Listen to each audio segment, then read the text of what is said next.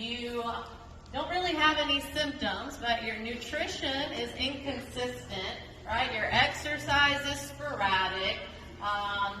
Your health is not really a high priority, but it gives you this false sense of wellness because, again, you're not really symptomatic, right? Are you well? Not really. Are you really susceptible to illness? If something were to come up and right, you caught some cold, right? Now you're really close to that illness part of the kind of continuum. So if you do catch a random little cold or something, you're going to shoot over to that illness side very quickly, right? As opposed to someone who's further down this wellness continuum, right?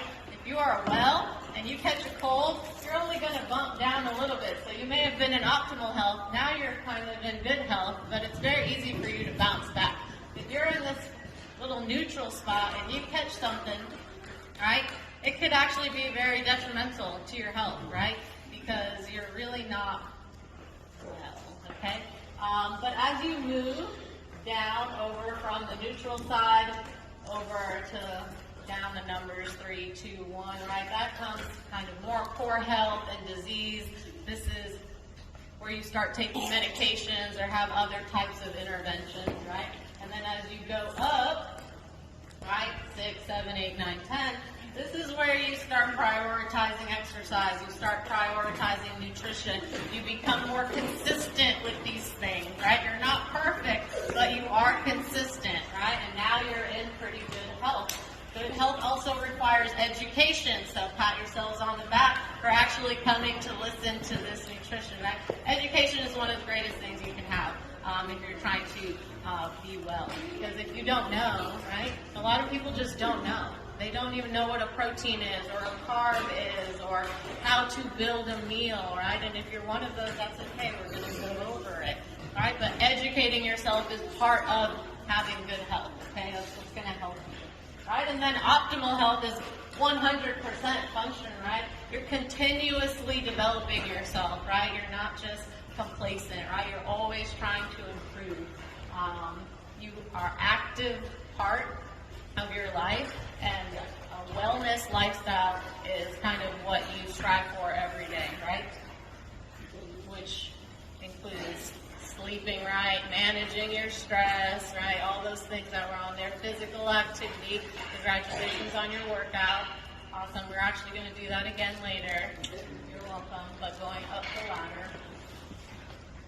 All right, all these things. So let's go into this sick, illness, wellness, fitness little thing here. Right? If you look over at sick, I know that the writing is small.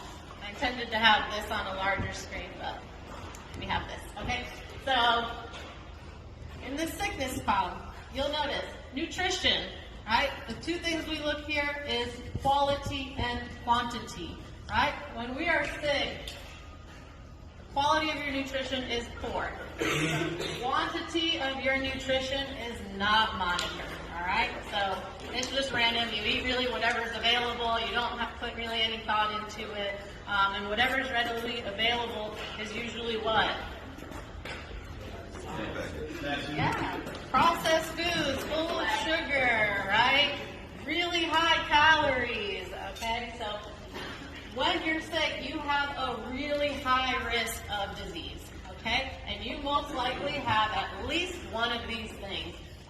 Some type of cancer, diabetes, high cholesterol, heart disease, low bone density, loss of hormone production, and a dozen of other diseases, right? So you at least have one of these things. And it was probably directly correlated to having poor nutrition, quality, quantity, okay? Go over here on the wellness side, right? If you're well, your quality of food is very high, right? You focus on eating, right, protein or meats and seafoods and more natural type foods, vegetables, fruit, things like that, right? Less processed, more real foods, right? But the quantity is not so much monitored, right? And that's fine. You can be very well without really monitoring the quantity if the quality is there, okay?